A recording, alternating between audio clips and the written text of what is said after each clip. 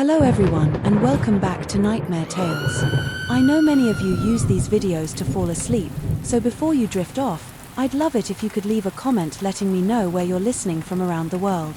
Also, don't forget to like and subscribe if you're enjoying this video. The Stalker. It started as a vague sense of unease, the kind that makes you check over your shoulder without quite knowing why. I worked late shifts, coming home in the deep hours of the night. The streets deserted, except for the occasional flicker of a distant street lamp. At first I thought it was just the darkness playing tricks on my mind, but then I noticed the shadows lingering in corners a little too long. The distant sound of footsteps, step that never quite caught up to me. One night, as I parked my car, I saw something fluttering beneath my windshield wiper. It was a folded piece of paper, damp from the light drizzle that had begun to fall. I pulled it out, expecting a parking ticket or a flyer instead. It was a handwritten note. The ink smeared but still legible. The words sent a chill down my spine. It was a simple message, just a few lines, but it contained personal details about my life, things that only someone who had been watching me would know. I see you every night at Red. You work late and you always wear that green jacket. You should be more careful. My heart raced as I looked around trying to spot anyone lurking in the shadows, but the street was empty, silent, except for the distant hum of the city. I got into my car and drove home, my hands gripping the steering wheel until my knuckles turned white. I felt like a hunted animal, my every move watched by unseen eyes. At home, I locked the doors and windows, drawing the curtains tight. I double-checked the locks and even propped a chair under the doorknob, just in case sleep was impossible. Every creak and groan of the old building sent my imagination into overdrive. Was someone outside watching, waiting for me to let my guard down? The next day I told my friends about the note, but they brushed it off. It's probably just some prank. They said, don't let it get to you. But I couldn't shake the feeling that this was something more sinister. I started taking different routes to work, changing my routines, but no matter what I did, I couldn't escape the feeling of being followed. A week later, another note appeared. This time it was inside my mailbox. The message was more direct, more threatening. You think you can hide from me? I've been watching you for a long time. I know where you live. My heart sank as I read the words. Whoever was doing this knew not just my work schedule but also my home address. I felt violated, exposed. I called the police, but they were dismissive. We can't do much without more evidence. They said, keep an eye out and let us know if anything else happens. I felt helpless, like a puppet on strings, manipulated by an unseen hand. The notes kept coming, each one more menacing than the last. I started seeing signs of someone tampering with my car, the hood left slightly, ajar or the gas cap unscrewed. It felt like a game to whoever was doing this, a cruel cat and mouse game where I was always the prey. One night I came home to find my front door unlocked. I had locked it that morning. I was of it inside. Nothing seemed out of place, but the feeling of violation was overwhelming. Someone had been inside my home, walking through my private space. I couldn't stay there any longer. I packed a bag and went to stay with a friend. The next day I decided to move. It was the only way I could think of to escape this nightmare. I left no forwarding address, no trace of my new location. I hoped that by disappearing I could finally find peace, but even now I can't shake the feeling that I'm being watched, that someone is out there still playing the game. I keep my head down, avoid eye contact with strangers, and live in constant fear that the next note will find me. No matter where I go. The stalker is out there and I know he'll never stop watching. The abandoned house. We've been talking about it for weeks. The abandoned house on the edge of town. It stood there like a haunted sentinel, its windows boarded up and ivy creeping up its crumbling walls. Everyone in town knew the stories about it, how it had been empty for decades, how people said it was haunted by the ghosts of its former occupants. But we were teenagers, and that meant we were fearless, or at least we pretended to be. One summer night, my friends and I decided it was time to explore the house. We were 5 in total, me, Marcus, Lisa, Jamie and Ben. Marcus was the ringleader, always full of bravado and daring ideas. Lisa and Jamie were the cautious ones, but they didn't want to be left out. Ben was the quiet one, always tagging along but rarely saying much, and I was somewhere in between, curious but wary. We snuck out of our homes after midnight and met at the edge of town, flashlights in hand. The moon was full, casting an eerie glow over the fields. We made our way through the overgrown weeds, our footsteps muffled by the thick grass. As we got closer to the house, the air grew colder and a strange silence fell over us. The usual sounds of crickets and night birds were absent, replaced by an almost oppressive stillness. The front door was boarded up, but Marcus had brought a crowbar. He pried off the boards and the door creaked open with a groan. The air inside was musty, filled with the scent of decay and mildew. Our flashlights illuminated the dusty floor, and broken furniture cobwebs hung from the ceiling and rats scurried across the floor. As we stepped inside, we moved cautiously through the rooms, our footsteps echoing in the empty space. The wallpaper was peeling and the floorboards creaked. With every step there was a sense of foreboding, as if the house itself was warning us to turn back. But Marcus pressed on and we followed, our curiosity getting the better of us. As we explored the first floor, we found nothing unusual, just the remnants of a once grand house that had fallen into disrepair. But when we reached the basement, everything changed. The wooden stairs creaked under our weight and the air grew colder. As we descended, the smell of damp earth filled the air and our flashlights revealed a scene that sent chills down our spines. The basement was a mess. Broken furniture lay in heaps and the walls were stained with dark streaks that looked like blood. There were old discarded tools scattered about, and in the corner a large top covered a lumpy shape. We approached cautiously, our flashlights trembling in our hands. Marcus pulled back the top and we all gasped in horror. Beneath the top was a shallow pit filled with dirt and debris. It looked like a grave. The bloodstains on the walls, the broken furniture, it all made sense. Now this wasn't just an abandoned house. It was the site of something terrible, something violent. We stood there in stunned silence. The realization sinking in. Guys, we need to get out of here. Jamie said, his voice trembling, but before we could move, we heard a noise from upstairs, a heavy thud like something falling. We froze, our hearts racing. There shouldn't have been anyone else in the house, but the sound was unmistakable. Let's go, I said, my voice barely a whisper. We scrambled up the stairs, our flashlights bobbing in the darkness. The thuds grew louder, closer, as if someone or something was coming down the hall. We didn't wait to find out who it was. We ran, stumbling over the broken floorboards and dodging debris. The front door was just ahead and we burst through it out into the night. We didn't stop running until we were back in town, gasping for breath and drenched in sweat. We didn't talk about what we saw in that basement. Not with anyone else, but the images stayed with us. The blood-stained walls, the shallow grave, and the sense that we had stumbled upon something we were never meant to see. The abandoned house still stands on the edge of town, its secrets hidden within its crumbling walls. I haven't been back since that night, and I don't plan to. The stories were right. There's something in that house, something dark and dangerous, and it's better left undisturbed. The hitchhiker. It was one of those nights when the road seemed to stretch endlessly into the darkness, the only light coming from my car's headlights. I was driving home after a long day, my mind drifting between fatigue and the familiar comfort of my favorite songs playing softly on the radio. The highway was deserted, with only the occasional flicker of distant taillights breaking the monotony. I almost didn't notice the hitchhiker at first. He was standing on the side of the road, a small backpack slung over one shoulder, his thumb extended in the universal gesture for a ride. Normally I wouldn't have stopped, but there was something about him that seemed harmless. Maybe it was the way he stood, slightly hunched, or the way he waved as I approached. He didn't look like a threat, just a tired traveler in need of a lift. I pulled over and rolled down the window. "Were you heading?" I asked, trying to sound casual, "just a few miles down the road." He replied, his voice was friendly, his smile disarming. "I'm meeting some friends at a rest stop. I'd appreciate the ride." I hesitated for a moment, then unlocked the passenger door. He climbed in and we set off down the highway. At first it was fine. He seemed like a decent guy, making small talk about the weather, the traffic, and his travel plans.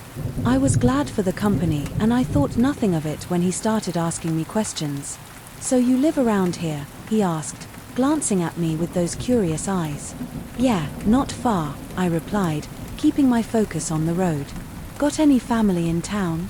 He asked. Just some friends, I said, feeling a slight twinge of discomfort. What about you been traveling for a while? He said, looking out the window, trying to see the country. You know it's good to meet new people. The conversation continued like that for a while, casual and friendly, but then his questions started getting more personal, like he was probing for information. He asked about my job, my routines, my plans for the weekend. I brushed it off, trying to steer the conversation back to neutral topics, but he kept pushing his tone, getting just a little too curious. Do you live alone? He asked, and that's when my instinct screamed that something was wrong. I shot him a quick glance, my grip tightening on the steering wheel. Why do you want to didn't know? I asked, trying to sound nonchalant. Oh, just curious.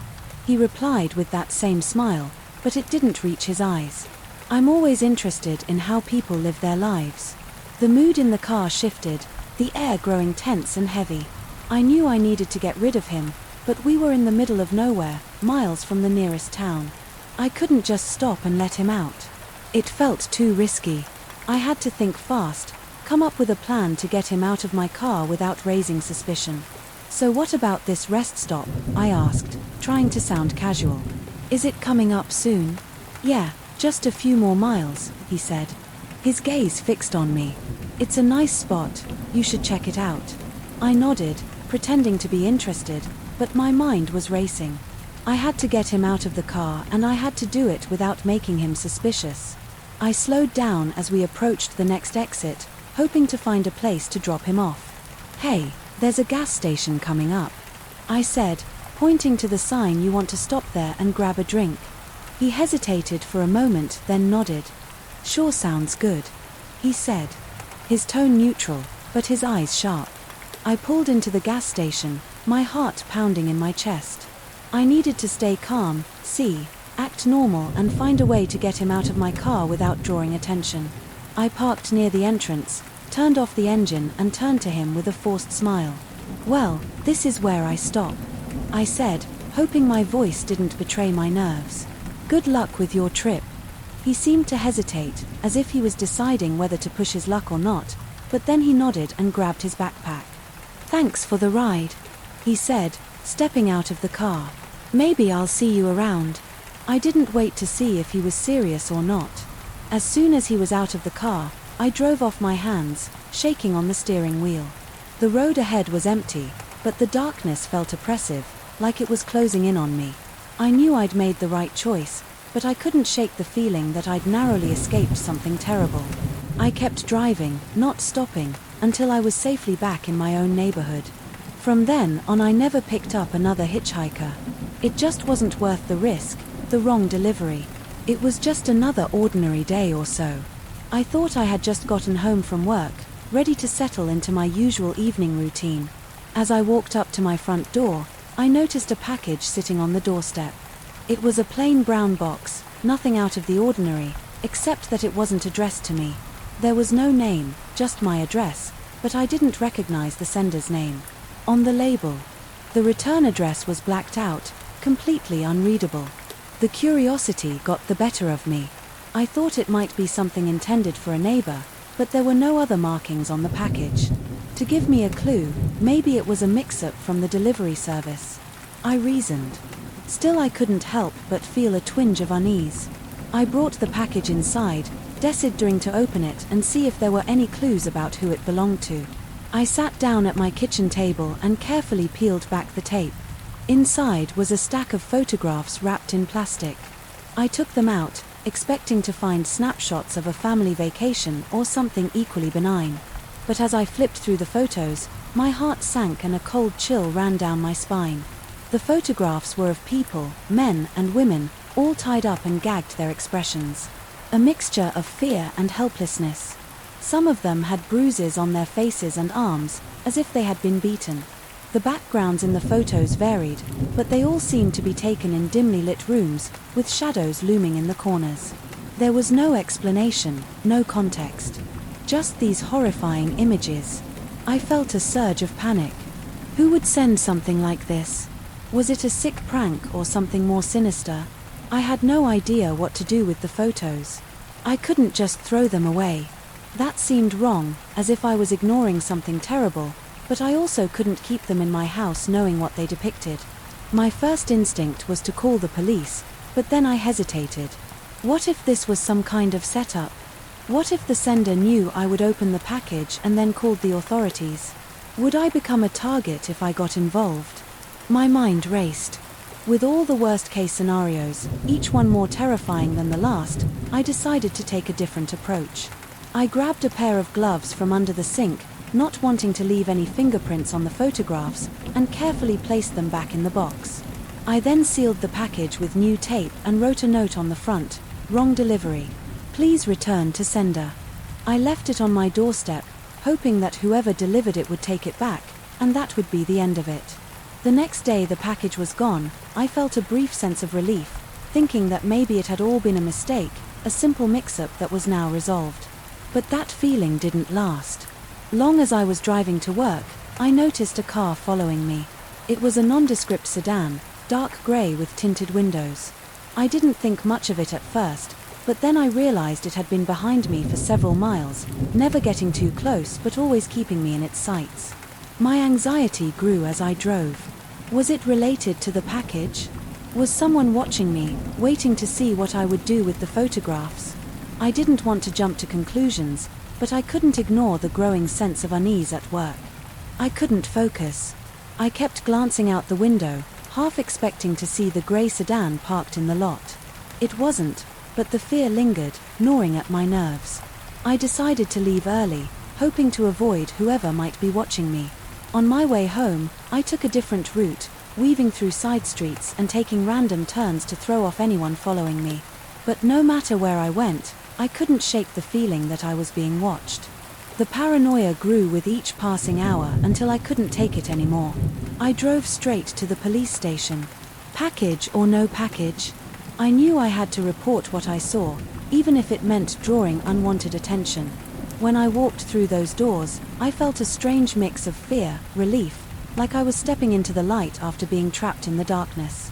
I told the officer everything: the package, the photographs, the car following me. He listened carefully, jotting down notes, and then asked me to wait while he spoke to his superior. I sat in the waiting area, my heart racing, my hands sweating. I didn't know what would happen next, but I knew one thing for sure: I would never open a package that wasn't addressed to me again, not after what I saw inside that box, the missing camper. We've been planning the camping trip for weeks. It was supposed to be a break from our hectic lives, the chance to disconnect from the world and enjoy the serenity of the wilderness. Our group consisted of 5 of us: me, Sam, Jess, Mike and Greg. We drove deep into the forest, far from the usual trails, where the trees grew thick and the air was fresh, with the scent of pine. The first night was perfect. We set up our tents around a roaring campfire, roasting marshmallows and sharing stories. The stars were brilliant overhead, and the only sounds were the crackling of the fire and the distant hoot of an owl. We laughed and joked, enjoying each other's company in the simple pleasure of being in nature. It was the second night when things started to go wrong. Greg had volunteered to gather firewood, so he wandered off into the woods, his flashlight casting eerie beams through the trees. We didn't think much of it at first. He was a seasoned camper and knew his way around the forest, but as the minutes turned into an hour and then 2, we began to worry. Whereas Jess asked, her voice tinged with concern. He probably got lost. Mike said, trying to sound reassuring. Let's give him a little more time. But as the night grew darker and the fire began to die down, we knew something was wrong. We grabbed our flashlights and started calling out for him, our voices echoing through the trees. The forest seemed endless, a labyrinth of shadows and rustling leaves. We searched for hours, our anxiety growing with each passing minute. Finally, we stumbled upon Greg's campsite. It was a mess. His tent was torn to shreds, his gear scattered across the ground. The campfire had been extinguished and there were deep claw marks gouged into the dirt and tree trunks. It was like something had torn through the site, with savage force leaving destruction in its wake. But there were no signs of Greg, no footprints leading away, nothing that could give us a clue as to what happened. Maybe a bear got him, Sam said, his voice shaking, or a mountain lion, but there's no blood, I pointed out, and no other tracks. The lack of any animal signs was disturbing. If it had been a bee, a bear, or some other predator, there would have been more evidence, fur, scat, or at least some sign of a struggle. But the site was eerily clean, except for the claw marks. It was as if something had taken Greg and vanished without a trace.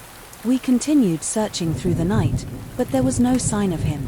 The forest felt different now, the darkness deeper, the shadows more menacing. Every rustle of leaves, every snap of a twig made a jump. The sense of safety we felt on the first night had vanished, replaced by a creeping dread as dawn approached. We knew we had to get help. We made our way back to our campsite, our spirits heavy with fear and uncertainty. We packed up our gear and headed back to the trailhead, where we could find a signal and call for assistance. It took hours for the authorities to arrive, and even longer for them to organize a proper search. The search team scoured the forest for days, but they found nothing. No signs of Greg, no clues to what happened. The authorities were baffled, unable to explain the destruction at the campsite or the claw marks that marred the trees. They considered it a missing persons case, but to us it was something far stranger. We left the forest without Greg, our hearts heavy with guilt and sorrow. The trip that was supposed to be a joyous escape had turned into a nightmare, one that haunted us for years. We never spoke about the claw marks or the eerie silence in the forest, but we knew something unnatural had taken our friend. To this day, I avoid the woods. The sound of rustling leaves and the sight of claw marks on trees sent a shiver down my spine. I don't know what took Greg, but I know it wasn't anything natural, and I never want to go back to that forest again. The missing camper remains a mystery, one that I'll carry with me for the rest of my life. The creepy neighbor, why? Moving into a new apartment is always a bit unsettling, especially when you're alone in a new city. I was excited about the change, though. My new place was small but cozy, with a view of the park and a great coffee shop just around the corner. The building was older, but the tenants seemed friendly enough. My neighbor across the hall, Mr. Harris, was particularly welcoming. He was an older man in his late 60s, with a kindly smile and a voice that always seemed to be on the edge of a chuckle. At first I didn't think much of his friendliness. He'd nod when we passed in the hallway, occasionally stop to chat about the weather or the latest neighborhood news.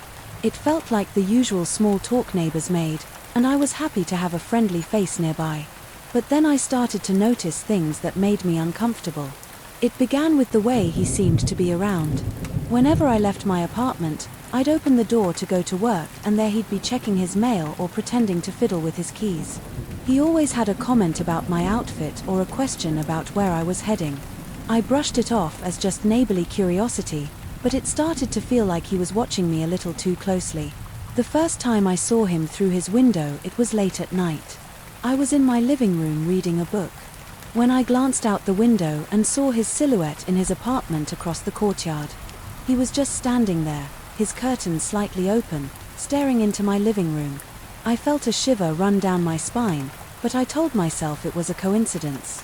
Maybe he was just passing by his window, but it kept happening. I'd be in my kitchen washing dishes, and I'd look up to see him watching me from his window. Sometimes he'd even give a little wave and smile as if it was the most normal thing in the world. I started keeping my curtains closed, but I couldn't shake the feeling that he was always there, just beyond the glass, peering into my life. Then the gifts started showing up. They were small things at first, an apple pie on my doorstep, a bouquet of flowers, a box of chocolates. There was never a note or any explanation, but I knew they were from him. He'd mentioned them in passing, asking if I'd enjoyed the pie or if the flowers had brightened my day. I didn't like it, but I didn't want to be rude. So I thanked him and hoped he'd get the hint to back off. But the gifts kept coming, and they became more personal. One day I found a book on my doorstep, a rare edition of my favorite novel. I hadn't mentioned it to anyone in the building, but there it was wrapped in paper with a ribbon. It was unsettling. How could he have known I was starting to feel trapped, like my privacy was slowly slipping away? I tried confronting him about it, asking him to stop with the gifts, but he just laughed it off, saying he was being neighborly. He had this way of turning everything into a joke, making me feel like I was overreacting, but I knew I wasn't. His behavior was crossing a line and I couldn't ignore it any longer. The breaking point came one night when I heard a noise at my door. It was late, well past midnight, and I was in bed. The sound was soft, like someone was fiddling with the door knob. My heart raced as I tiptoed to the door and peered through the peephole. There was no one there. But when I opened the door, I found a small box on the welcome mat. Inside was a key, an old tarnished key with a note that read, "For when you need me." That was it. I couldn't stay in that apartment any longer. I packed my bags and left that night, not caring about the lease or the security deposit. I called a friend and crashed on their couch, grateful to be away from that building, away from Mr. Harris and his unsettling gifts. I never went back to that apartment. I told the landlord about what happened and he assured me that he'd handle it, but I didn't want to take any chances. The whole experience left me feeling violated, like I'd been living under a microscope without even realizing it. I learned a valuable lesson about trusting my instincts and not ignoring red flags, no matter how friendly someone might seem. I just hope Mr. Harris found someone else to fixate on, someone who didn't mind the constant watching and the unwanted gifts, because I couldn't live like that, not with someone like him lurking just across the hall. The silent call. It was just after midnight when my phone rang, the sudden noise shattering the quiet of my apartment. I was half asleep, blear-eyed as I fumbled to answer it, but when I said hello, there was nothing but silence on the other end, no background, no noise, no breathing, just an eerie stillness. I hung up, figuring it was a wrong number or some sort of telemarketing glitch. The next night, the same thing happened this time. I was more awake, more aware of the unnerving silence. I waited for a voice, for anything that would indicate it wasn't just a deadline, but there was nothing. I asked who it was, but the quiet stretched on like a void on the other end of the call. The calls kept coming every night at the same time, 12:17 EF. It became a twisted routine. I'd be in bed, barely drifting off to sleep, and the phone would ring. I'd answer, hoping for a voice, a clue, anything that would give me some indication of who was behind this. But it was always the same complete, unsettling silence. I started to dread the nights, my anxiety building. With each ring, I checked my phone for block numbers, for anything that might explain the calls, but there was nothing. It was like someone was toying with me, testing my patience or worse, watching to see how I'd react. After a week, I couldn't take it anymore. I decided to trace the number to see where it led.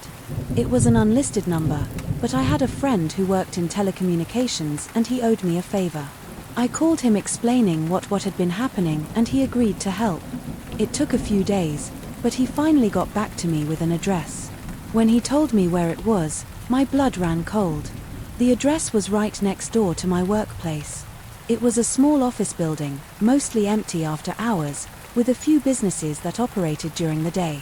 I couldn't believe that someone was calling me from a building I'd been passing every day just a few steps away from where I worked. The thought sent shivers down my spine. Who could it be and why were they calling me at such a strange hour? I decided to investigate, but I knew I had to be careful. I didn't want to confront the caller directly. That felt too risky. Instead, I went to work early one morning and parked a block away from the office building. I watched from a distance, hoping to see something unusual, some clue as to who might be behind the calls. The building seemed normal enough during the day, with employees coming and going, delivery trucks pulling up to the loading dock, but as the day wore on and the office workers left, the building grew eerily quiet by the time night fell. It was completely empty, save for a few dim lights in the hallways. I waited until it was nearly midnight, my heart racing as I checked my watch. I was parked just outside the building, my eyes fixed on the entrance. At exactly 12:17 a.m. my phone rang. I answered, expecting the usual silence, but this time I heard something, a faint rustling, like someone shifting in their seat. I held my breath, listening intently, but then the line went dead. I knew I couldn't keep doing this, couldn't live with a constant fear and uncertainty. The calls were driving me mad and I needed answers. I got out of my car and approached the building, my footsteps echoing in the empty street. The entrance was locked, but I had a spare key for my workplace and I knew the building security system had a blind spot around the back. I crept inside, my senses on high alert. The hallways were empty, the air heavy. With anticipation, I made my way to the floor where the calls had been traced, my footsteps barely audible. On the worn carpet, the office door was slightly ajar, a sliver of light leaking into the hallway. I pushed it open, my heart pounding in my chest. The office was empty, but a single desk lamp was on, casting a dim glow over the room. There was a phone on the desk, its cord dangling off the edge, and a small tape recorder beside it. The recorder was still running, the tape spinning slowly.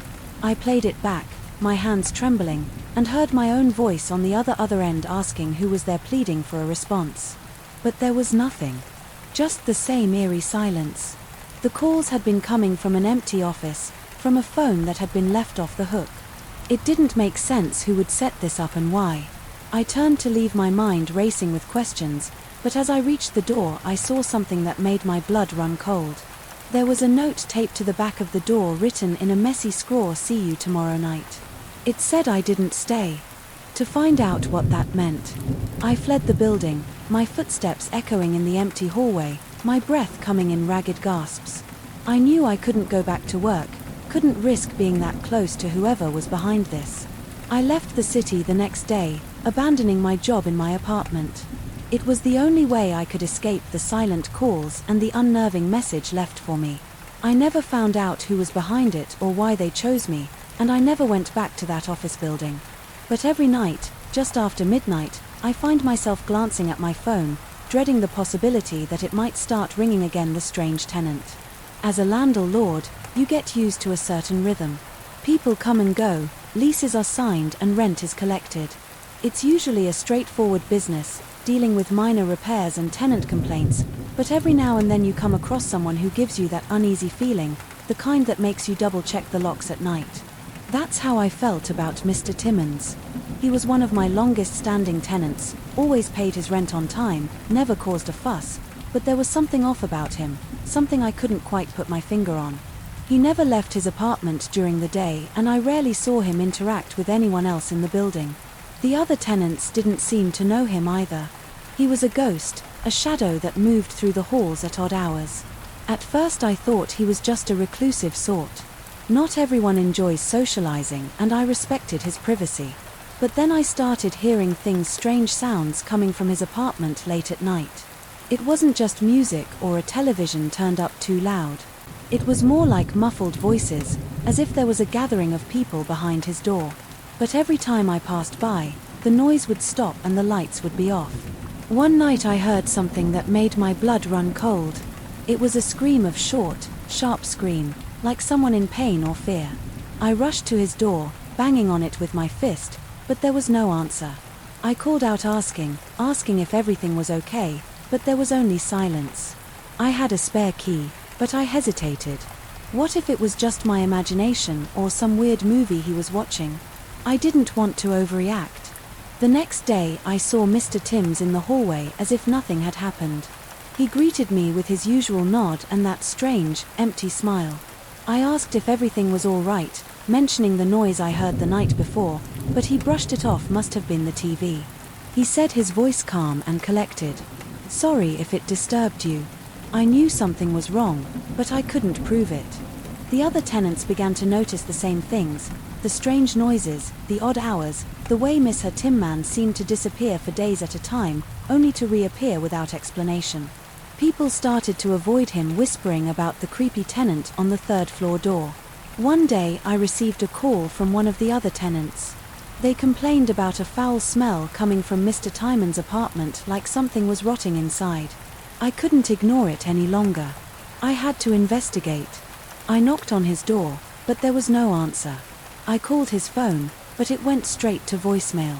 I tried again the next day, but still no response.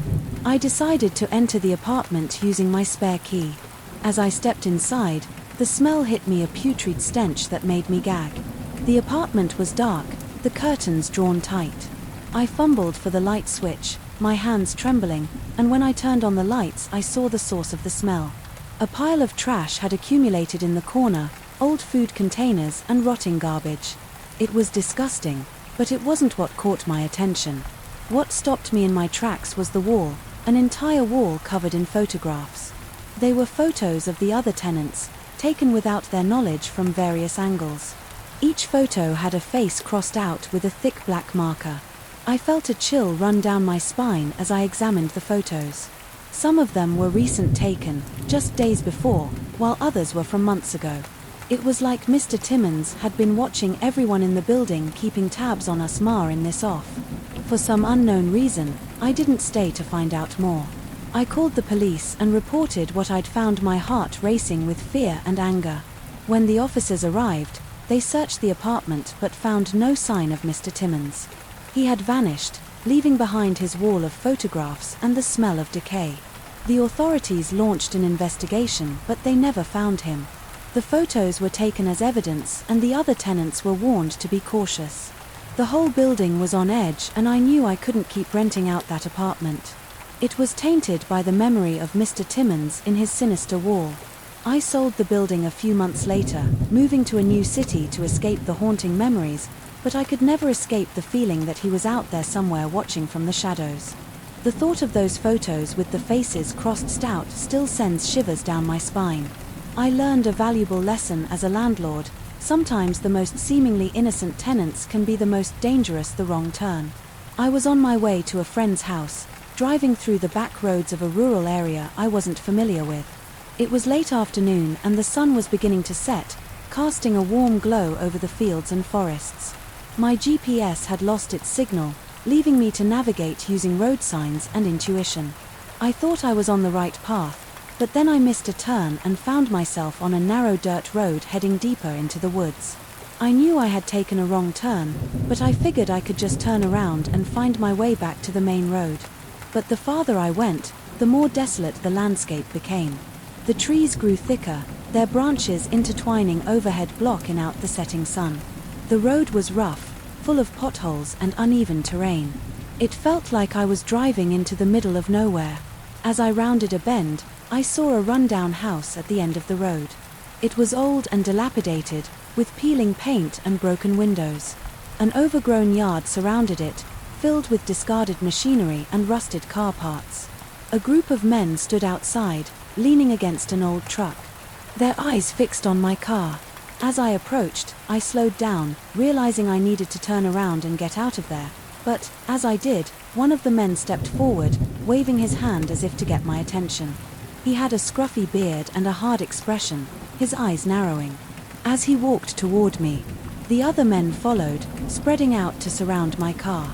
My heart raced as I realized this wasn't just a simple wrong turn and I'd stumbled into something dangerous. I rolled down my window, trying to keep my voice steady. "Hey, I'm just lost," I said, forcing a smile. "I'm looking for the main road. Can you point me in the right direction?" The bearded man leaned in, his eyes, cold and untrusting. "You took a wrong turn," he said, his voice low and gruff. "This ain't a place for visitors. You best turn around and get out of here." I nodded, trying to act calm. "Thanks for the directions," I said, slowly rolling up my window, but as I reached for the gear shift to back up, one of the other men slammed his hand on the hood of my car. A heavy thud that made me jump in my seat. "Not so fast," he said, a sinister smile spreading across his face. "You look like you could use a drink. Why don't you come inside for a bit?" I shook my head, my pulse racing. "No thanks, I really need to get going," I replied, trying to sound casual, but the men were backing down. They moved closer, their expressions turning hostile. I realized they had no intention of letting me leave peacefully. I knew I had to act fast. I put the car in reverse and hit the gas, my tires spinning in the dirt. The sudden movement caught the men off guard and they stumbled back as I backed up. I didn't wait for them to recover. I spun the car around and sped down the dirt road, my heart pounding in my chest. I could hear them shouting behind me, their voices growing fainter as I raced away. I kept my foot on the gas, my eyes focused on the road ahead. The trees blurred past me, the light fading as the sun dipped below the horizon. I didn't know where I was going, but I knew I had to get as far away from that house as possible. After what felt like an eternity, I finally reached the main road. I didn't stop driving until I was miles away back in civilization. Surrounded by street lights and other cars, I pulled over to catch my breath, my hands still shaking on the steering wheel. I knew I was lucky. I had gotten away before those men could do whatever they had planned. I didn't want to think about what might have happened if I'd stayed if I hadn't reacted quickly enough. It was a reminder that sometimes a wrong turn can lead you into the darkest places where danger lurks in the shadows. From that day on, I made sure to double-check my directions, to stay on well-traveled roads and to never take my safety for granted, because I knew there were places out there where a simple mistake could cost you more than just a few minutes of your time. It could cost you your life. The vanishing patient working the night's shift at the hospital had its share of eerie moments, but nothing could have prepared me for the night. My patient vanished. It started like any other evening. Patients settled in the hum of medical equipment filling the corridors and the steady rhythm of nurses and doctors making their rounds. I was in charge of the East Wing, a quiet section reserved for patients recovering from surgery. One of my patients, Mr. Granger, was a middle-aged man who'd been admitted for a routine procedure. He was quiet, polite, and didn't cause any trouble. He mostly kept to himself, reading books and watching TV to pass the time. His recovery was going smoothly and I expected he'd be discharged within a few days. It was around 2 when I went to check on him. I entered his room expecting to find him asleep, but the bed was empty. At first I thought he'd gone to the bathroom or for a walk down the hall, but the door was closed and the lights were off. I checked the bathroom, but it was empty too. I called his name but there was no response. It was like he'd vanished into thin air. I quickly notified the charge nurse and we searched the entire wing. We checked every room, every closet, and even the stairwells, but there was no sign of him. Panic set in as we realized he was truly gone. How could a patient disappear from a secure hospital without anyone noticing the charge?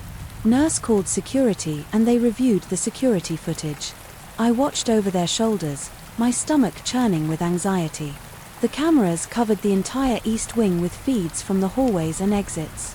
We played the footage back from the last few hours, focusing on Mr. Granger's room. It showed me entering the room to check on him, but no one else had gone in or out. How is that possible? I asked, my voice trembling. He has to be here somewhere. The security guard shook his head, his brow furrowed in confusion. Maybe there's a blind spot in the cameras. He suggested we'll check the other exits, but even after checking every angle, there was no trace of him. It was like he'd simply disappeared. The hospital staff grew uneasy, whispering among themselves about the mysterious vanishing patient. I felt responsible, as if I had somehow let him slip away on my watch. The following day we checked Mr. Granger's medical records, hoping for some clue about his disappearance. That's when we discovered something unsettling. His records were incomplete, with multiple entries under different names. It was as if he had been admitted to other hospitals before, each time with a different identity. The information was vague, but there were notes about previous escapes from medical facilities, incidents where he had simply vanished without a trace. The realization sent chills down my spine. Who was this man and why had he created multiple identities? What was he running from and how had he managed to disappear without anyone noticing? The more I dug into his background, the stranger had became. There were rumors of him being involved in illegal activities, but nothing concrete. It was all hearsay, fragments of a puzzle I couldn't piece together. The hospital administration contacted the police, but they had little to go on. Without clear evidence of a crime, there wasn't much they could do. The search continued but missed her. Granger was nowhere to be found. It was as if he had vanished into the night, leaving behind a trail of questions and confusion. The incident haunted me for weeks. I couldn't shake the feeling that I had missed something, that I could have prevented his escape if I had been more attentive. I replayed the events of that night over and over in my mind, searching for any clue, any sign that might have explained his disappearance. The hospital implemented stricter security measures after that, adding more cameras and increasing patrols during the night's shift, but the mystery of Mr. Ranger's vanishing remained unsolved. It became a cautionary tale among the staff, a reminder that even in a place designed for healing and safety, the unexpected could happen. I eventually left that hospital seeking a quieter job in a smaller town. The memories of that night still linger, though. A reminder that even in the most secure places, there's always a possibility for the inexplicable. I often wonder where Miss Granger went, what drove him to create those multiple identities, and if he's still out there somewhere, living a life hidden from the rest of us. The questions remain unanswered, a mystery that I know will never be solved. The dangerous ride. It was supposed to be a simple ride home after a night out with friends. I'd had a few drinks, danced a bit and enjoyed the evening. It was late and I was tired, so I ordered a ride share. The driver showed up in a silver sedan, clean and polished, the type of car you'd expect from a decent ride share service. He seemed normal enough, a middle-aged guy with a friendly smile and a polite greeting. I got in feeling that wave of relief that comes when you know you're on your way home. We set off and I was grateful to relax in the back seat watching the city lights blur by. It was supposed to be a short drive, maybe 10 minutes at most, but after a few blocks I noticed the driver wasn't following the route. On the app, he took a left turn when he should have gone straight, then made a series of unfamiliar turns that didn't align with the GPS directions. I thought maybe he knew a shortcut, but the streets were getting darker and more desolate, the traffic thinning out. I think we're going the wrong way," I said, leaning forward to show him the app we should be on Main Street. The driver glanced at me in the rearview mirror, his smile fading. "Don't worry, I know a better way," he said, his tone oddly curt. I felt a chill run down my spine. Something was off and I couldn't ignore it. I insisted, trying to stay calm but firm. "Can you please follow the route? I'd like to get home." That's when he locked the doors. The sound of the locks clicking shut was like a punch to the gut, a harsh reminder that I was trapped in a moving car with a stranger who had control over my safety. He sped up, ignoring my protests, and the scenery outside grew darker and more industrial. We were heading toward the outskirts of the city, where the streetlights were few and far between and the buildings were mostly abandoned. Warehouses and factories. Panic set in my heart, racing as I tried to think of what to do. I pulled out my phone to call for help, but there was no signal. The buildings around us seemed to block any connection. I was cut off, isolated in a speeding car, with a driver who clearly had other plans. I looked around trying to find anything I could use as a weapon or a means of escape, but the back seat was bare and the windows were tightly sealed. The driver glanced at me in the mirror, his eyes cold and expressionless, like he was assessing how much trouble I might be. "Hey, where are we going?" I asked, my voice shaking with fear. "This isn't the way to my house." He didn't answer, just kept driving, his foot pressing harder on the gas pedal. The speedometer crept upward and the scenery outside became a blur. I knew I had to do something, anything to get out of this situation. I started pounding on the window, hoping to attract attention from anyone who might be nearby, but the streets were empty. The only sound, the roar of the engine. As the driver accelerated, I was running out of options, my mind racing with thoughts of what might happen if I couldn't get out. I tried to think of what my friends would do, what I'd seen in movies or read in survival guides. I remembered hearing that sometimes causing a scene could draw attention. So I started screaming, shouting for help at the top of my lungs.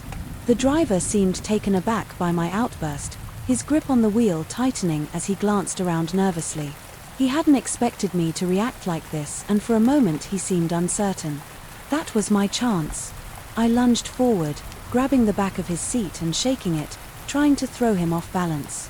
The car swerved, the tires screeching as he tried to regain control. "Stop the car," I shouted, my voice filled with desperation. "Let me out," he swore under his breath, the car jerking as he struggled to keep it on the road. The chaos of the moment seemed to break his focus and he slowed down, pulling over to the side of the road. I didn't wait for him to say anything. I unlocked the door and jumped out, tumbling onto the pavement. It hurt, but I didn't care. I was free, away from the car and the driver who'd taken me to this isolated place. I ran, my heart pounding in my chest, my legs carrying me as fast as they could. I didn't look back, didn't stop until I found a gas station with lights and people. I called the police, my hands shaking as I explained what happened. They took my statement and I gave them the driver's information from the rideshare app. I don't know if they ever caught him or what his intentions were, but I knew one thing for sure: I'd never take a ride share again without being extra cautious. The dangerous ride had shown me that safety isn't guaranteed, even when everything seems normal on the surface. The patient secret. It wasn't unusual for my patients to be guarded about their past. As a psychiatrist, I knew that some people took longer to open up, especially if they'd experienced trauma or had secrets they wanted to keep hidden. But there was something about Mr. Reynolds that set me on edge from the moment he walked into my office. He was a middle-aged man with a gruff demeanor, his eyes cold and unreadable, behind thick glasses. He barely spoke during our sessions, only offering vague answers to my questions. I tried to be patient, giving him space and time to trust me, but every session felt like hitting a brick wall. He'd sit in silence, staring at the floor, his hands clasped tightly in his lap. I could sense the tension in him, the way his jaw clenched whenever I asked about his past. It was as if he was carrying a burden too heavy to share. One day I decided to rearrange my office, thinking change of scenery might help. I moved the chairs, adjusted the lighting, and tidied up the shelves. As I was cleaning, I noticed something under the chair where Mr. Reynolds usually sat. It was a small leather-bound notebook, half hidden beneath the cushion. Curious, I picked it up expecting it to be a forgotten journal or a set of notes, but as I flipped through the pages, my heart sank. The notebook contained detailed plans for a violent crime. It was filled with diagrams, timelines, and descriptions of various locations. There were sketches of a building layout marked with entrances and exits, along with notes about security cameras and alarm systems. But what sent chills down my spine was seeing my name and address written in the margins with a timeline leading to the current day. I couldn't believe what I was seeing. My first instinct was to think it was some kind of sick joke or a misunderstanding, but as I read further, the intent was clear. The notebook described a violent attack on my office, with specific details about how and when it would happen. It was like reading a script for a horror movie. Only this was real and I was the target. Panic set in. As I realized the gravity of the situation, I quickly locked the notebook in my desk drawer and called the police. I told them about the notebook, explaining who I thought it belonged to and what it contained. They took my calls seriously, sending officers to my office to secure the area and begin their investigation. As I waited for the police, I couldn't help but feel a sense of betrayal. I'd spent weeks trying to help Mr. Reynolds, offering him a safe space to talk and heal, and all along he'd been planning something horrific. It was a stark reminder of how little I knew about him and the darkness that lurked behind his silent exterior. The police arrived and I showed them the notebook, pointing out the plans and my personal information. They took it as evidence and started questioning me about Mr. Reynolds, asking if he had mentioned anything unusual during our sessions. I told him about his reluctance to talk and his guarded demeanor, but I had no other clues to offer. The officer set up surveillance around my office, monitoring the building in the surrounding area. They advised me to stay away for a while, suggesting I work from home or take some time off. The idea of not going to work. Not seeing my patients was unsettling, but I knew I had to prioritize my safety. Over the next few days, I stayed in close contact with the police, checking in for updates and following their instructions. They kept watch on Mr. Reynolds' known addresses, hoping to catch him if he tried to carry out his plans. It was a tense time filled with anxiety and uncertainty, knowing that someone who'd sat in my office, someone I tried to help, might be plotting against me. Eventually, the police located Mr. Reynolds at a motel on the outskirts of town. They arrested him without incident, finding more evidence in his room that linked him to the notebook and the planned crime. The investigation revealed a troubled past with a history of violence and mental instability. It was a sobering reminder of the dangers that could lurk behind even the calmest exteriors. The arrest brought some relief, but it also left me with lingering fears. I took extra precautions with my security, changing my locks and installing an alarm system. I knew I couldn't take any chances, not after what I discovered. The Expo experience changed the way I approached my work, making me more cautious and aware of the risks that came with my profession. I returned to my practice, grateful to be safe, but with a new sense of vigilance. The notebook served as a reminder that even in the world of therapy and healing, darkness could find its way in. It was a stark lesson, one I knew I would never forget, or the hostile interview. I was desperate for a job, having spent months searching without success. When I got a call for an interview, I was thrilled. The company was one I hadn't heard of before, but the pay seemed good and the job description fit my skills.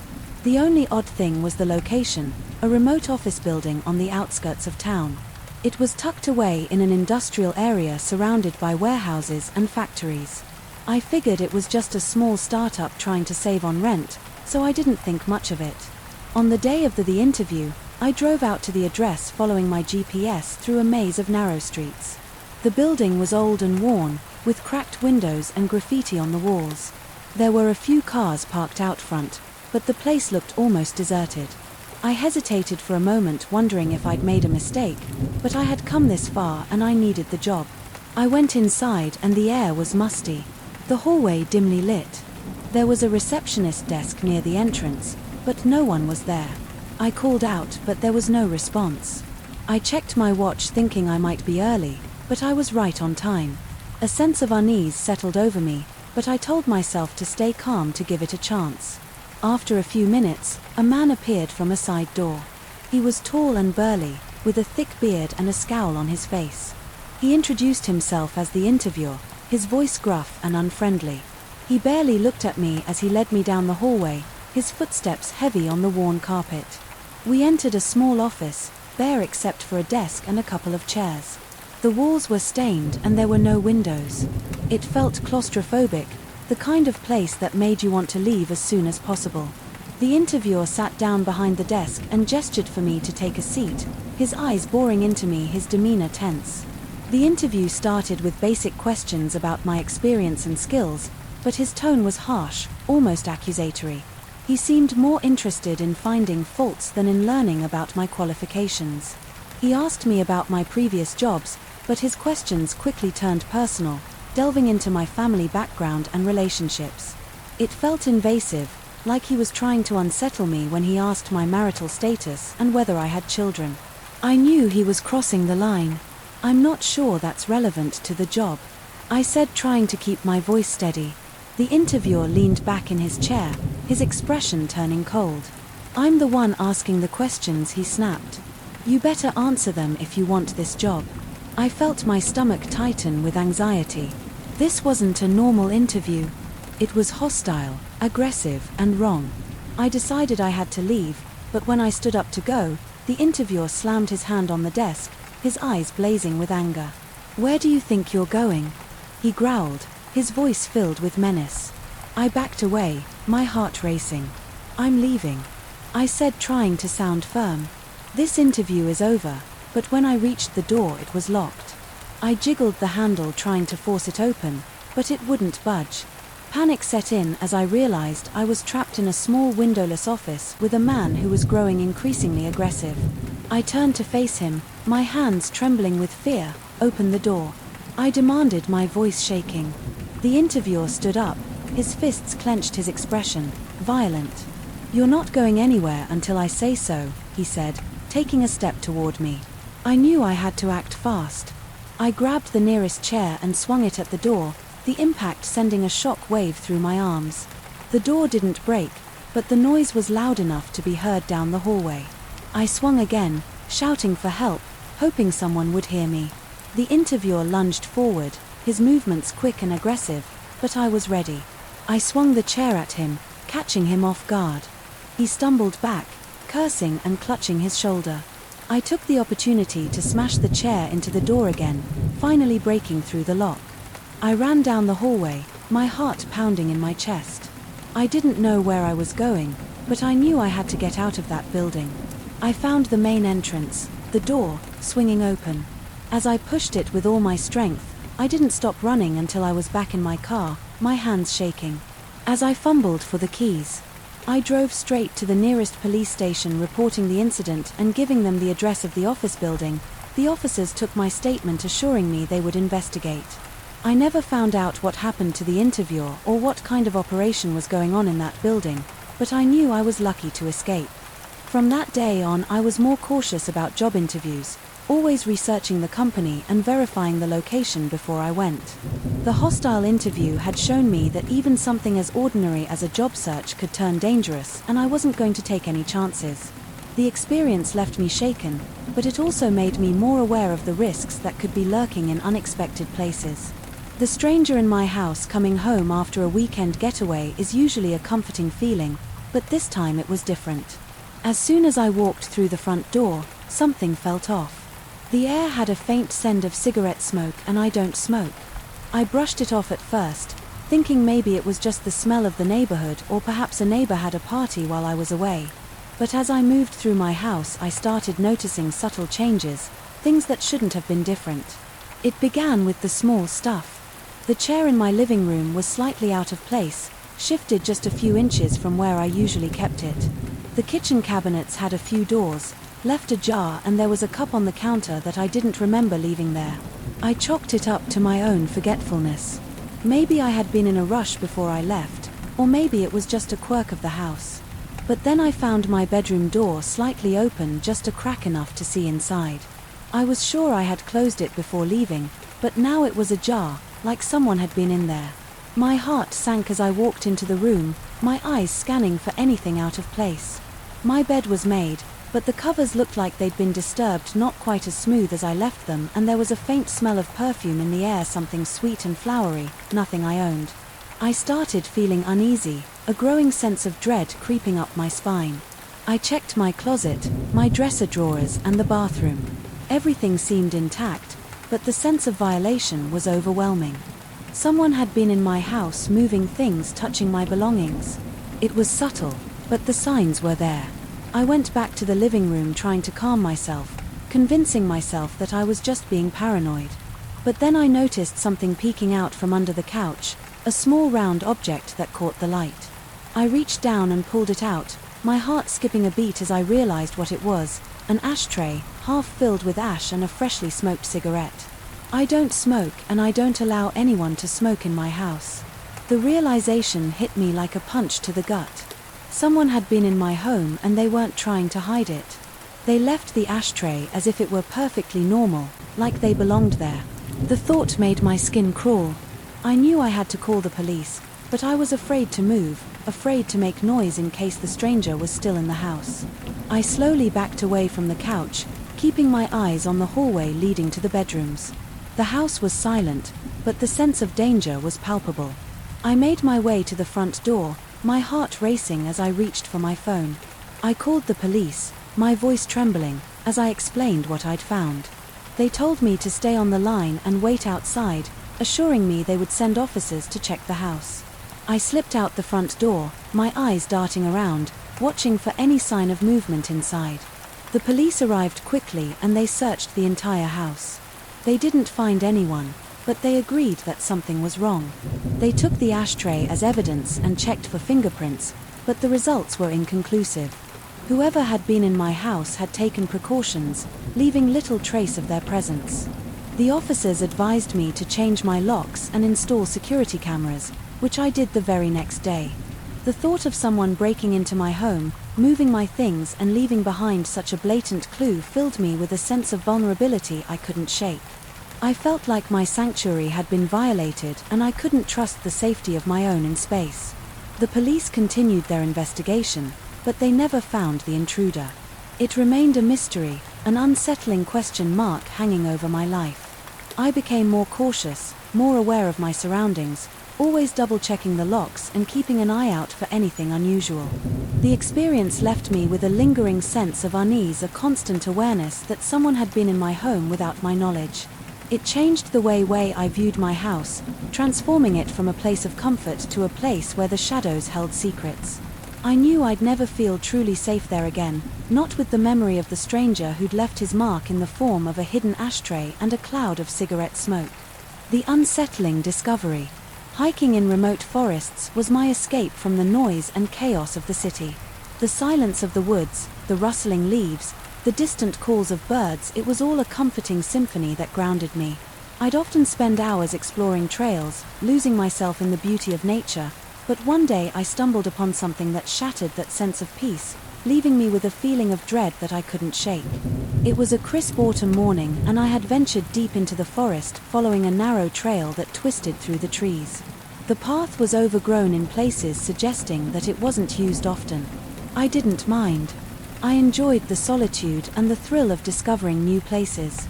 As I walked, the forest grew thicker, the canopy overhead blocking out most of the sunlight. The air was cool, and the earthy scent of moss and decaying leaves filled my lungs. After about an hour of hiking, I came across a clearing, a small patch of open ground surrounded by tall pines. It was there that I saw the crosses, dozens of them made of rough H wood, stuck into the ground at various angles. They formed a semicircle around the edge of the clearing, each one about waist high. At first I thought it was some sort of memorial site, maybe dedicated to those who had passed away in the forest, but as I walked closer I realized something was very wrong. Each cross had personal belongings attached to it: clothing, jewelry, watches, even eyeglasses. They hung from the crosses, swaying slightly in the breeze, some tied with rope, others nailed directly to the wood. It was an unsettling sight, but what disturbed me most was the condition of the items. They looked recent, like they'd been taken from their owners not long ago. Many of them showed signs of forced removal: torn fabric, broken clasps and bent frames. It was clear these weren't just mementos. They were evidence of violence. My heart raced as I stood in the clearing, my eyes scanning the surrounding trees. The forest was silent, eerily so, as if the usual sounds of wildlife had vanished. I felt a chill run down my spine as I realized I was standing in a place that held dark secrets, a place where people had been harmed, their belongings forcibly taken. I took a few steps back, my instincts screaming at me to leave, to get as far away from this place as possible. But my curiosity got the better of me, and I approached one of the crosses to examine the items more closely. There was a jacket torn at the seams with what looked like dried blood stains on the collar. A gold watch dangled from a piece of wire. Its face cracked in, the band twisted. It was like a grotesque display, a grim reminder that this forest held more than just the beauty of nature. I knew I had to report this, but I was miles from civilization, with no cell signal and no one else around. The trail I had taken was rarely used, and it could be hours before I reached a point where I could get help. I felt a surge of fear, a realization that I was alone in a forest where violence had occurred, where the danger might still be lurking in the shadows. I backed away from the crosses, my heart pounding in my chest. Every rustle of leaves, every creak of a branch sent waves of anxiety through me. I felt like I was being watched, like someone or something was observing my every move from the safety of the trees. I turned and ran, my feet pounding the forest floor, my breath coming in ragged gasps. The trail seemed longer on the way back, the twists and turns disorienting. As I raced through the forest, I stumbled over roots, my legs aching, but I didn't stop until I reached the trailhead or my car was parked. I jumped in, locked the doors and drove as fast as I could back to town. Once I had a signal, I called the authorities, my voice shaking, as I explained what I'd found. They took my report seriously, promising to send a team to investigate. I gave them the location of the clearing, detailing the crosses and the personal belongings attached to them. I knew I couldn't leave it unreported, not with what I had seen. The experience left me shaken, a reminder that even the most serene places could hide unimaginable horrors. The forest that had once been my refuge now felt tainted, its beauty overshadowed by the unsettling discovery I had made. I knew I wouldn't be hiking in remote forests for a long time, not after what I had witnessed in that clearing, with the wooden crosses and the dark secrets. They held the unexpected reunion. High school reunions are supposed to be fun, a chance to reconnect with old friends and relive memories from the past. When I got the invitation to my 10-year reunion, I was hesitant. At first, I hadn't kept in touch with many people from high school, and I wasn't sure if I wanted to revisit those years. But I figured it could be a good opportunity to catch up with a few familiar faces. So I decided to go. The reunion was held at a local hotel. The ballroom decorated with banners and old yearbook photos. There was a buffet, a bar, and a DJ playing songs from our high school days. It was all a bit cheesy, but it brought back memories of football games, prom, and school plays. I wandered through the crowd, saying hello to people I hadn't seen in years, exchanging pleasantries and sharing stories about what we've been up to. That's when a man approached me, his face lighting up with recognition. He was tall and lean, with a scruffy beard and a slightly disheveled look. He greeted me with a warm smile, as if we were old friends.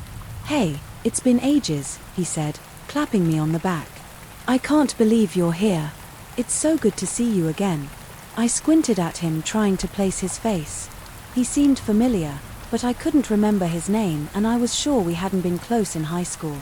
I gave him a polite smile, hoping he'd mention his name or offer some clue about our past connection. "Yeah, it's great to be here," I replied, playing along. "Sorry, I'm terrible with names. Remind me who you are." He laughed, waving off my confusion. "Oh, come on, it's me, Chris. We used to hang out all the time and see your year, you know, with a gang from M. Parker's class." I didn't remember any Chris from M. Parker's class. In fact, I couldn't recall anyone by that name from high school, but he seemed so sure, so confident that we had been close friends. I didn't want to be rude, so I nodded along, pretending to remember. "Right, Chris?" "Yeah, I remember. Now," I said. Hoping to avoid further awkwardness, Chris started talking about high school, reminiscing about parties, teachers, and pranks we supposedly pulled together.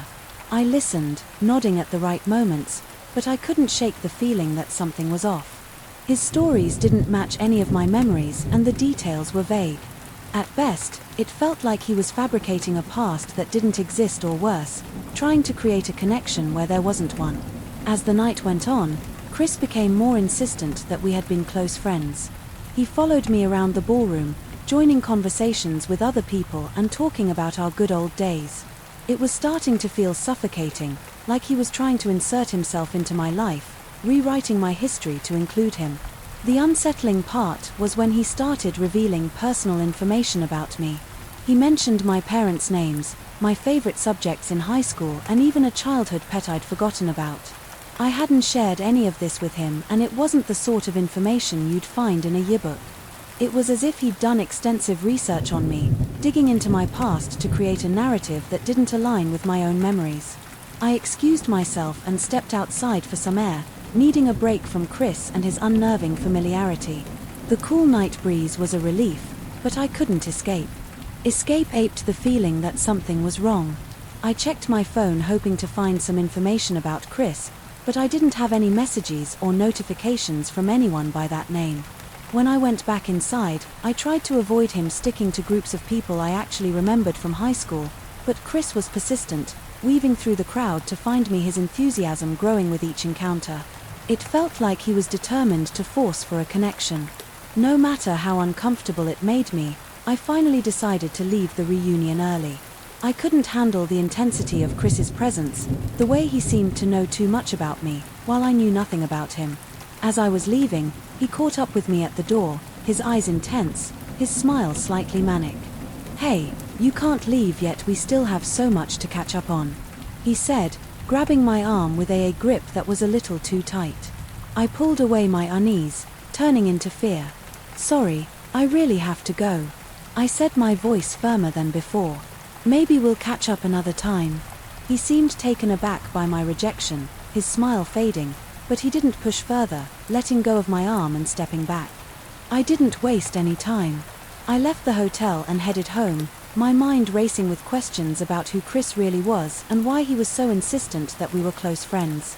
The experience left me unsettled, a reminder that even a high school reunion could hold unexpected dangers.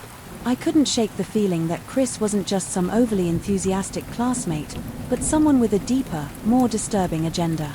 The way he latched onto me, the personal information he revealed, it all felt wrong. I knew I had to be cautious to keep my distance from people who claimed to know me better than I knew myself. The unexpected reunion had turned into something far more sinister, and I wasn't going to let it happen again. The abandoned warehouse. The abandoned warehouse had always been a magnet for thrill seekers and urban explorers. It was a relic of the city's industrial past, a crumbling structure with shattered windows and rusted doors. My friends and I had often talked about checking it out, curious about what secrets it might hold. One night we decided to take the plunge and explore the place. We had flashlights, a map of the building, and enough adrenaline to keep us going. We entered through a broken side door, the hinges creaking loudly as it swung open inside. The air was musty and thick with dust. The warehouse was vast. Its high ceilings and sprawling layout a maze of rusted metal and decaying concrete. Our flashlights cut through the darkness, casting eerie beams of light that revealed graffiti, covered walls, and piles of discarded debris. It was like stepping into a forgotten world, a place where time had stopped. We moved cautiously through the warehouse, our footsteps echoing off the walls. The place was eerily silent, save for the distant sound of dripping water and the occasional skittering of rats. We passed through empty loading bays, climbed over stacks of old pallets and ducked under hanging pipes. It was both thrilling and unsettling, the kind of adventure that sends shivers down your spine. As we ventured deeper into the warehouse, we came across a long corridor aligned with heavy metal doors. Most of them were rusted shut, but one was slightly ajar. It led to a small room, its walls covered in peeling paint and cracked tiles. We stepped inside, our flashlights illuminating a cluster of old machinery and equipment. At first it looked like just another forgotten storage room, but then we noticed the screens. There were several large monitors mounted on the walls, each displaying live footage from various locations around the city. The images flickered and shifted, showing streets, parks, parking lots and alleyways. To our shock, one of the screens displayed our own neighborhood, the familiar row of houses, the corner store and even the playground where we used to hang out as kids. It was disorienting, like seeing our lives through someone else's eyes. The surveillance equipment was old but still functional, the screens showing a constant stream of footage. There were control panels with dials and switches suggesting that someone had been operating the system at some point. But the room was empty, no sign of anyone around. It was as if the operators had vanished, leaving the equipment running on autopilot. My friends and I exchanged uneasy glances. This wasn't what we'd expected to find in the warehouse. It felt like we'd stumbled upon something we weren't supposed to see, a secret hidden from the public eye. The idea that someone had been monitoring the city, including our own neighborhood, was deeply unsettling. Who would set up a surveillance system like this and why? We started examining the equipment, trying to make sense of it. There were cables running along the walls, connecting the monitors to a central hub. The control panels had various labels, some of which referenced specific locations in the city. It was clear that the system had been set up with a purpose, but we couldn't determine what that purpose was. As we explored the room, a sense of unease settled over us. It was the feeling of being watched, as if the very equipment we were examining was observing us. In return, the screens continued to flicker, displaying scenes from across the city, but there was no indication of who was behind it all. It was like a puzzle with missing pieces, a mystery that felt too dangerous to solve. We decided to leave the warehouse, our excitement replaced by a growing sense of paranoia as we made our way back through the corridor. The shadows seemed darker, the silence more oppressive. It was like the warehouse itself was warning us to stay away, to forget what we'd seen. We didn't need much convincing. We were already on edge, our hearts racing as we moved quickly toward the exit. Once outside, we felt a sense of relief, the cool night air, a welcome change from the stifling atmosphere inside the warehouse. But the feeling of being watched lingered. The images from the surveillance screens burned into our minds. We knew we had stumbled upon something strange, something that shouldn't have been there. The thought of someone monitoring the city, watching our every move, was unsettling to say the least. We agreed not to talk about what we'd found, at least not until we figured out what to do next. The warehouse had been an adventure, but it had turned into something far more sinister. The unexpected discovery had changed the way we saw the city, revealing hidden dangers in the places we thought we knew. I wasn't sure if we'd ever get to the bottom of it, but I knew one thing for sure: we'd be much more cautious about exploring abandoned places from then on. The taxi driver's story. I needed a taxi late one night, having stayed out longer than planned. The city was still buzzing with nightlife, but the streets seemed quieter, the usual hum of traffic and people dwindling. As the hour grew late, I hailed a cab from the corner, a yellow sedan with a faded sign on the door, and climbed in, grateful to be heading home. The driver was an older man with a scruffy beard and a cap pulled low over his eyes. He gave me a nod and asked for my destination. I told him my address and we set off through the city streets. The interior of the cab smelled faintly of smoke and the seats were worn, but I didn't mind. It was just a quick ride home and I was too tired to care about the details. As we drove, the taxi driver started talking. He had a thick accent and a growly voice, the kind that comes from years of smoking and shouting over city traffic. At first it was just idle chit-chat, asking about my night and whether I lived in the area. I gave him brief answers, not wanting to engage in a long conversation, but he was persistent, his voice growing more animated as he spoke. "Did you hear about the crime spree in the city?" he asked, glancing at me through the rearview mirror. I shook my head. "No, I haven't." "What happened?" The driver leaned forward, gripping the steering wheel with both hands. "Oh, it's been all over the news. A bunch of break-ins and robberies all in the same part of town. They say it's some gang moving in trying to make a name for themselves." I listened, curious but cautious. It wasn't unusual for taxi drivers to have their ears to the ground picking up stories from their passengers in the streets, but the way he described the crime spree was oddly specific, as if he had first-hand knowledge of the incidents. "Where did it happen?" I asked. Trying to sound casual, he shrugged his eyes, flicking to the rear-view mirror again. "Oh, you know, around the east side, near the old industrial park, they had a few warehouses, some shops, even a couple of apartments. They took whatever they could find." I nodded, watching the city lights passed by through the window. His description was detailed, more so than you'd expect from someone who'd only heard about it on the news. It was almost like he was recounting the events from memory as if he had been there.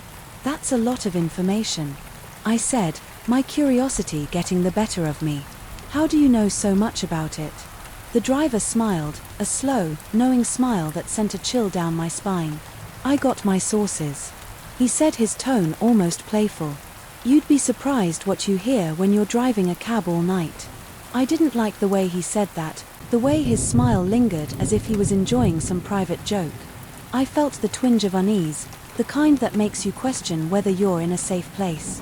The driver kept talking, recounting more details about the crime spree, mentioning specific addresses and times of the incidents. It was unsettling. Too much knowledge, too much familiarity with the criminal activities in the city. As we neared my destination, I decided to end the conversation.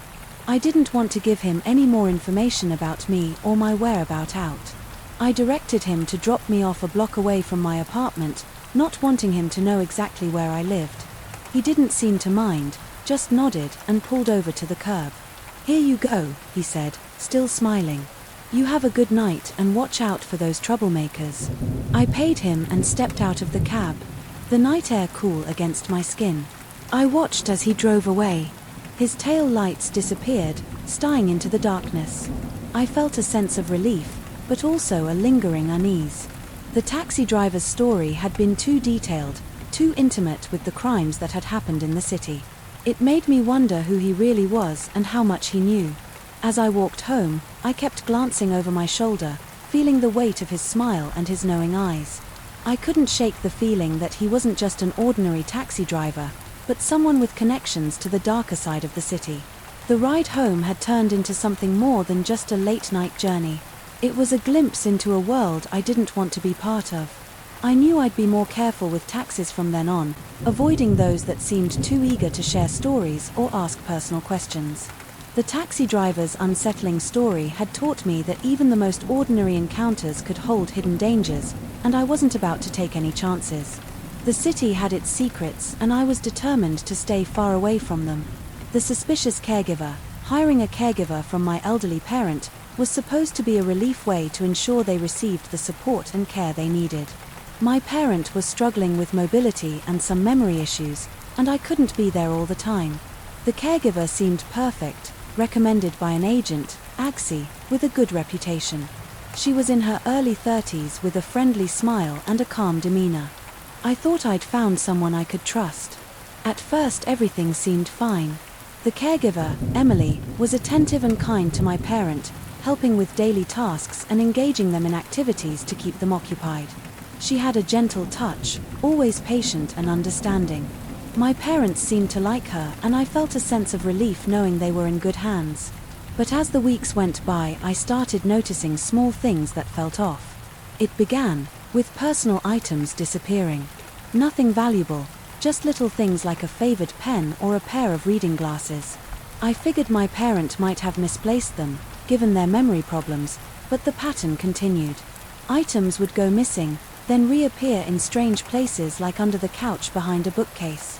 It was easy to dismiss at first, but it happened too often to be a coincidence. Then there were the phone calls. I'd come home early from work sometimes, and I'd hear Emily on the phone in another room. Her voice hushed and secretive. She'd be talking to someone in rapid, almost frantic tones, and when she saw me she'd end the call abruptly. I asked her about it, but she brushed it off, saying it was just family or friends. I didn't push it, not wanting to make her uncomfortable, but the behavior was suspicious. The turning point came when I found my parents' medication bottles scattered on the kitchen counter. Some of them were open, the pills mixed up and out of order. It was alarming. These were important medications, and tampering with them could be dangerous. I confronted Emily, asking why the bottles were out and why they were in such disarray. She seemed nervous, her eyes darting around as she made excuses about cleaning and organizing. It didn't sit right with me. I decided to do some digging to see if there was anything in Emily's background that might explain her behavior. I contacted the agency that had recommended her, asking about her employment history and references. They were hesitant to share information, citing privacy concerns, but I persisted, telling them about the medication incident and my concerns about her conduct. What I found was disturbing. Emily had a history of fraud and abuse, with several complaints filed against her. At previous jobs she'd been accused of stealing from clients, manipulating their finances and mistreating those in her care. The agency had failed to disclose this information. When they recommended her, leaving me in a vulnerable position, I was furious and scared for my parents' safety. I immediately terminated Emily's employment, telling her she was no longer welcome in my home. She protested, acting shocked and offended, but I didn't back down. I escorted her out of the house, locking the door behind her and changing the locks. The next day I reported her to the agency and the authorities, detailing her suspicious behavior and the evidence I'd found. The agency promised to investigate, but I knew I couldn't trust them. After what had happened, I filed a complaint with the Better Business Bureau and shared my experience with other families in the area, warning them about the risks of hiring caregivers without thorough background checks. The experience left me shaken, a stark reminder that even those who are supposed to care for our loved ones can be a source of danger. I felt guilty for not catching the signs earlier, for not protecting my parrot from someone with a history of abuse, but I knew I had to move forward to find a trustworthy caregiver who would provide the care and support my parent deserved. I learned to be more vigilant, to ask more questions, and to trust my instincts when something felt wrong. The suspicious caregiver had turned a time of need into a time of fear and uncertainty, but I was determined to ensure my parent was safe and cared for from then on. It was a hard lesson, but one I knew I couldn't afford to forget. The hostage situation.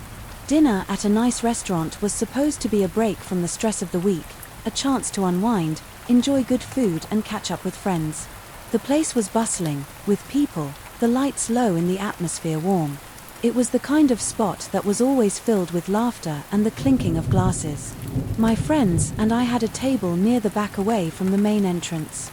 We were deep in conversation, talking about work and plans for the weekend, when the evening took a terrifying turn. It started with a loud crash, the sound of the restaurant's front door being kicked in. Everyone turned to look. Startled by the sudden noise, a group of masked individuals stormed in, carrying guns and shouting at everyone to get down. Panic erupted, people scrambling under tables and behind chairs. The masked intruders moved quickly, barking orders and brandishing their weapons. The music stopped, the laughter ceased, replaced by the nervous whispers of frightened patrons. My friends and I crouched behind our table, trying to stay as low as possible. My heart raced, my breath coming in short bursts. It was surreal, like a scene from a movie, but the fear was real, the cold grip of terror squeezing my chest. The intruders moved through the restaurant, demanding invaluables and information from everyone they encountered. One of them approached our table, his eyes hidden behind a ski mask. He pointed his gun at us and shouted wallets, phones, everything. Now we complied, handing over whatever we had. Trying to avoid eye contact, the intruder swept the items into a bag and moved on his steps, heavy on the restaurant's tiled floor. The situation was tense, the air thick with fear. The intruders had us cornered, blocking all exits, and they seemed agitated, their shouts growing louder. It was clear they had a specific purpose, something more than just robbing the restaurant. They were looking for someone, and they weren't leaving until they found them. As the intruders interrogated the hostages, asking questions and checking IDs, I noticed something strange. They were fixated on one of my friends, a guy named Mark. He was quiet and reserved, not the kind of person you'd expect to draw attention, but the intruders seemed to know him, calling him by name and demanding he step forward. Mark hesitated, his eyes wide. With fear, the intruders grew more aggressive, shoving people aside and closing in on him. It was as if he was the reason they were there, the specific target. They were hunting my friends, and I tried to shield him to keep him from drawing too much attention, but it was no use. The intruders were focused, their eyes locked on him. One of them grabbed Mark by the collar, pulling him to his feet. The leader of the group stepped forward, his voice low and menacing. "We know who you are," he said, his words cutting through the tense silence. "We know what you did, and you're coming with us." Mark pleaded, his voice shaking. "I don't know what you're talking about. Please, you've got the wrong person." The leader shook his head, his grip tightening on Mark's collar. "No, we don't," he said, his tone. "I see, you're going to answer for what you did." It was a hostage situation, and it had escalated quickly. The other patrons watched in horror, too afraid to intervene. The intruders were armed, unpredictable, and desperate. They seemed ready to do whatever it took to get what they wanted. I knew we had to do something, but what could we do against a group of armed individuals? The situation felt hopeless, the fear overwhelming. I tried to think of a way to de-escalate, to talk them down, but it seemed impossible. They were determined, their mission clear, and Mark was their target. Just as the T-ion reached its peak, sirens wailed in the distance. The police were on their way, responding to the reports of the hostage situation. The intruders seemed to panic, their movements becoming erratic. They dragged Mark toward the exit, their pace quickening as the sirens grew louder. But the police arrived just in time, surrounding the restaurant and cutting off their escape. A tense standoff ensued, the intruders holding Mark as a shield. Their guns aimed at the officers. The police negotiated using calm voices and careful words, trying to defuse the situation without violence. After what felt like an eternity, the intruders surrendered, dropping their weapons and releasing Mark. The police took them into custody, escorting them out of the restaurant as the hostages watched in relief and disbelief. The crisis was over, but the fear lingered, the memories of the ordeal etched into our minds. It was a night I would never forget, a dinner that turned into a hostage situation. The restaurant, once a place of laughter and good times, became a scene of terror and chaos. I learned that danger can strike when you least expect it, turning an ordinary evening into a fight for survival, and I knew that I would never take my safety for granted again.